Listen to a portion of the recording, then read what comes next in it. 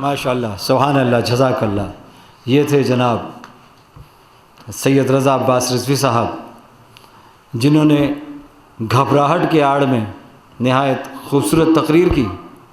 ان کی گھبراہٹ سے متعلق بس 4 مصرع آپ کی سماعتوں کی نظر کہ علی والے کسی مشکل سے گھبرایا نہیں کرتے، علی والے کسی مشکل سے گھبرایا نہیں کرتے، وہ مشکل کو کبھی خاطر میں بھی لایا نہیں کرتے، اور جو چہرے علم کے در پر جھکا دیتے ہیں پیشانی، وہ اس کے در پہ ہاتھ پھیلایا نہیں کرتے.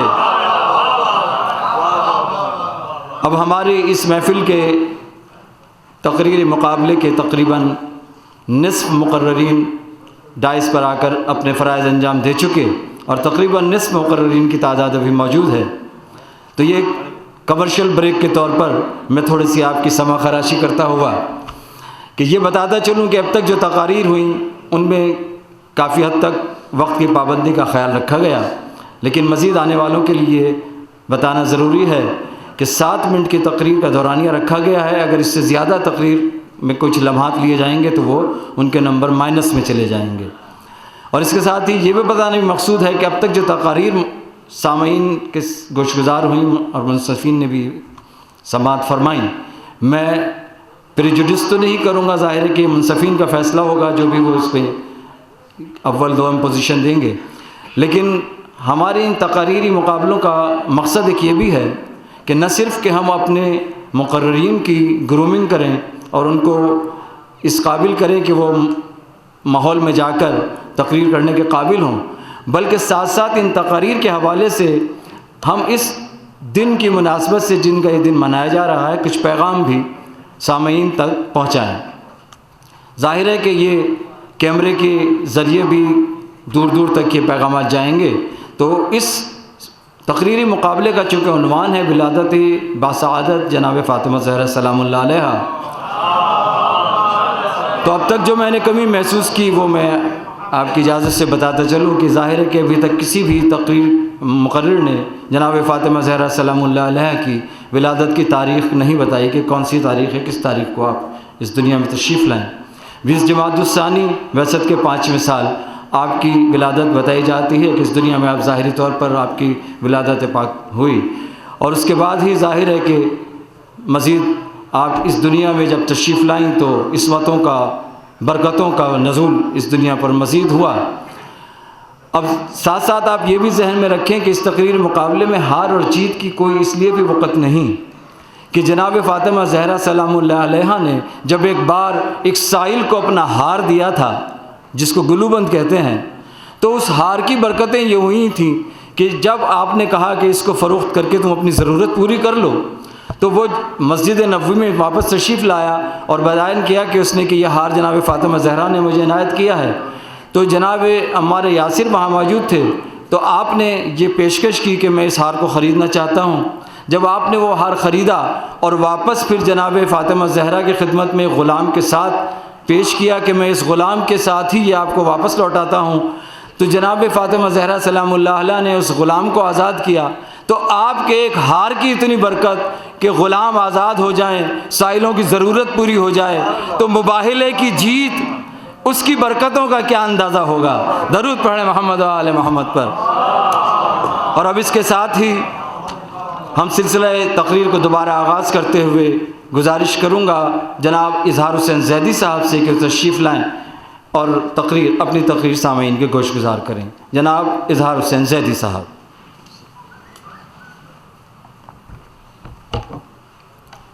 اعوذ باللہ من الشیطان الرجیم، بسم اللہ الرحمن الرحیم، الحمد للہ رب العالمین، والصلاة والسلام علی سیدنا و نبینا ابوالقاسم محمد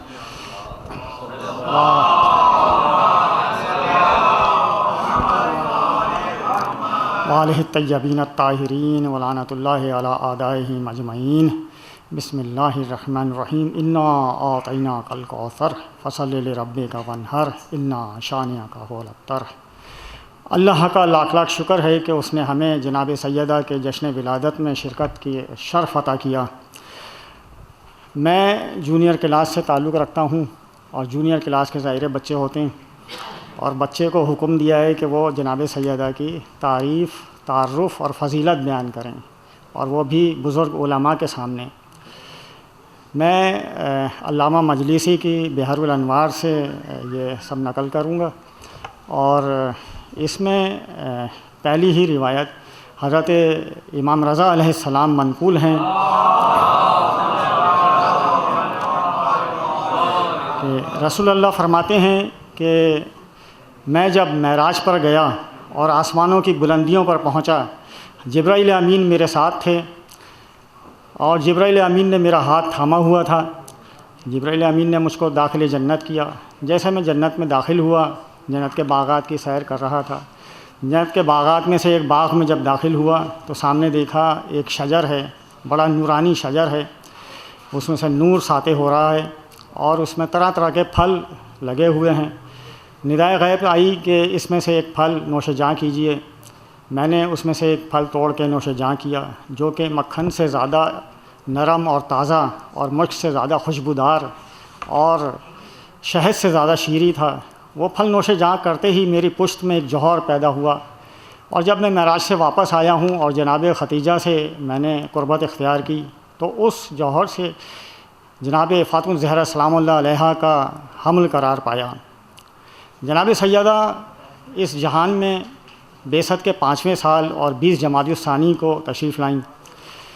امام حسین علیہ السلام سے ایک روایت ہے کہ امام حسین علیہ السلام فرماتے ہیں کہ میں دیکھتا تھا کہ رسول خدا مادر گرامی جناب سیدہ فاطمہ الزہرا کو اکثر بوسے لیا کرتے تھے اور انہیں سونگھا کرتے تھے۔ یہ منظر ایک دن ایک زوجہ نے دیکھا، ان زوجہ پہ بڑا گرا گزرا۔ وہ ان سے رہا نہیں گیا اور سوال کیا کہ یا رسول اللہ، آپ اس قدر فاطمہ کو چاہتے ہیں؟ رسول اللہ نے فرمایا کہ اگر میں تم کو بتاؤں کہ میں جناب فاطمہ الزہرا کو کس قدر دوست رکھتا ہوں، کس قدر چاہتا ہوں، تو تم بھی اتنا زیادہ چاہو گی۔ میں جناب سیدہ حضرت فاطمہ الزہرا کو جب بوسے لیتا ہوں تو ان سے جنت کی خوشبو آتی ہے، شجر طوبہ یاد آتا ہے مجھے۔ پھر ایک مقام پہ ایک مسجد میں جناب رسول خدا تشریف فرما تھے، حضرت سلمان فارسی ان کے قریب بیٹھے ہوئے تھے۔ سلمان فارسی روایت کرتے ہیں اور بیان کرتے ہیں کہ میں نے دیکھا کہ حضرت عباس ابن عبد المطلب تشریف لائے ہیں، اور رسول اللہ کو سلام کیا۔ رسول اللہ نے جواب سلام کیا۔ حضرت عباس ابن عبد المطلب رسول اللہ کے سامنے بیٹھ گئے دو زانو ہو کر، اور انہوں نے ایک سوال کیا۔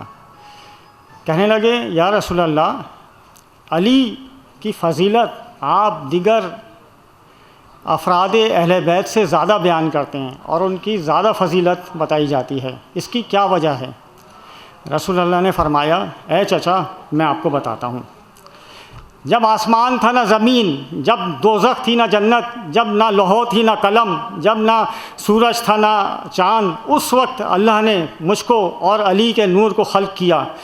اللہ نے ارشاد فرمایا ایک کلمہ، وہ کلمہ نور ہوا۔ اللہ نے پھر ایک کلمہ ارشاد فرمایا، وہ کلمہ روح ہوا۔ اللہ نے نور اور روح کو آپس میں ملا دیا۔ جب یہ دونوں برابر سے مل گئے تو اللہ نے مجھ کو اور علی کو اس سے خلق کیا، اس سے میرے نور کو خلق کیا۔ اور جب اللہ نے میرے نور کو شگافتہ کیا تو عرش الہی کو خلق کیا۔ جب اللہ نے علی کے نور کو شگافتہ کیا تو آسمانوں کو خلق کیا۔ یعنی میں عرش الہی سے زیادہ بزرگ اور محترم اور مکرم ہوں، یعنی میں علی جو ہیں آسمانوں سے زیادہ بزرگ اور محترم اور مکرم ہیں۔ پھر اللہ نے حسن کے نور کو شگافتہ کیا تو سورج کو خلق کیا، یعنی حسن سورج سے زیادہ بزرگ اور محترم و مکرم ہیں۔ اسی طرح اللہ نے حسین کے نور کو شگافتہ کیا تو وہ چاند بنا، اور حسین یعنی چاند سے زیادہ محترم و مکرم ہیں اور بزرگ ہیں۔ اسی طرح یہ انوار مقدسہ دیکھ کر فرشتے بڑے حیران ہوئے اور انہوں نے بے اختیار کہا سبحان اللہ۔ تو اللہ نے جو ہے انوار ان کا فرشتوں کا امتحان لینا چاہا اور ایک ظلمت کا بادل ان کی طرف بھیجا، ان کے اوپر وہ گھٹا ٹوپ بادل چھا گیا۔ اس سے فرشتے بڑے خوفزدہ ہوئے اور انہوں نے بے اختیار اللہ سے دعا کی، اے اللہ جب سے تو نے ہمیں پیدا کیا ہے ہم نے ایسا گھٹا ٹوپ، ایسا ظلمت کا بادل نہیں دیکھا۔ یہ کہہ کر انہوں نے اللہ سے دعا کی، اے اللہ انوار مقدسہ کا واسطہ ہم سے اس مصیبت کو دور فرما۔ ندائے غیب آئی کہ ہاں ضرور میں تمہاری اس دعا کو ضرور قبول کروں گا کیونکہ تم نے انوار مقدسہ کا واسطہ دیا ہے. یہ کہہ کر اس مصیبت کو دور کیا اور فرشتے یہ منظر دیکھ کر تسبیح و تحلیل کرنے لگے. اللہ نے کہا کہ اگر یہ تسبیح و تحلیل تمہاری یقیناً میں محمد و آل محمد کے چاہنے والوں کے لیے تا قیامت حساب کرتا رہوں گا.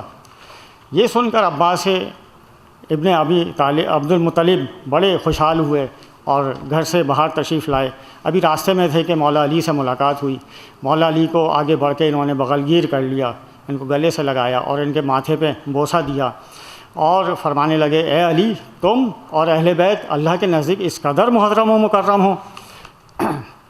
میں اپنی گفتگو کو سمیٹتے ہوئے بس آئمہ اطہار اور رسول اللہ کی احادیث کی روشنی کی فرامین کی روشنی میں کچھ اس طرح سے نذرانِ عقیدت پیش کروں گا کہ جناب سیدہ حور ہیں, جناب سیدہ انسیہ ہیں, جناب سیدہ راضیہ ہیں, جناب سیدہ مرضیہ ہیں, جناب سیدہ طاہرہ ہیں, جناب سیدہ بطول ہیں, جناب سیدہ ہانیہ ہیں, جناب سیدہ سماویہ ہیں, جناب سیدہ نوریہ ہیں, جناب سیدہ ہانیہ ہیں, جناب سیدہ وجہ خلقت کائنات ہیں, جناب سیدہ وہ نور ہیں جو اللہ کا خاص کر خلق کردہ ہے, جناب سیدہ اللہ کی خاص کنیز ہیں, جناب سیدہ دختر رسالت ہیں, جناب سیدہ زوج ولایت ہیں, جناب سیدہ مادر امامت ہیں, جناب سیدہ محافظ امامت ہیں, جناب سیدہ جو جناب سیدہ کی چادر تطہیر کے سائے میں آ جائے سمجھو وہ نجات پا جائے. بس میں اپنی گفتگو کو تمام کروں گا کہ اللہ تعالی ہمیں جناب سیدہ کے حضور سرخرو فرمائے.